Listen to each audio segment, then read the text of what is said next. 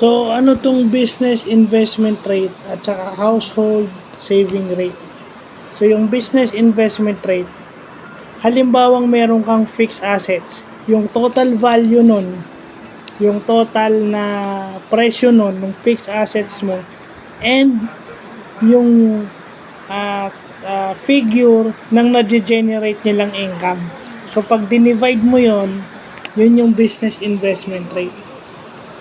So, yun yung importanteng nalalaman natin sa business statistics yan. Ang ibig sabihin lang nun, ano yung na-generate na doon mo makikita yung kung how well your fixed asset generates income to you. So, yung mga fixed assets mo, kung yung fixed asset mo nakakadagdag doon sa value na meron ka, ibig sabihin, okay sila.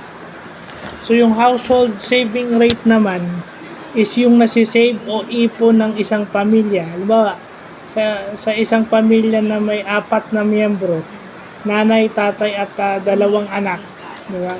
Yung nasisave nila o nasisave ng mag-asawa over yung gross disposable income o yung income na ipinambibili nila ng mga bagay-bagay. Diba? Kotse, appliances, diba? Sasakyan, diba? Yung pinambibili nilang sasakyan, appliances, yung mga ganon, yun yung disposable income nila. So, pag dinivide mo yun na yung household saving rate.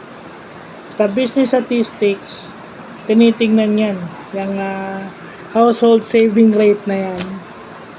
Kasi tinitingnan din kung yung mga tao, ibig sabihin kasi ako para sa akin, yung saving rate kasi is,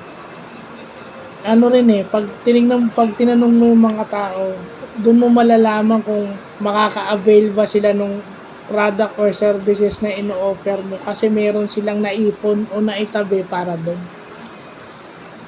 So, dapat tinitingnan mo rin yun. And then, yung business investment rate naman, kung ano yung fixed asset na meron ka, yun nakakatulong ba o dadadagdagan ba yung value na meron ka o yung value ng mga asset na yun ba lumalago o kumikita ba yun. So yung kinikita nun at saka yung total amount nun pag dinivide mo, business investment rate. So ibig sabihin, doon mo malalaman kung yung ginagawa mo is good investment or not a good investment. So yun lang po.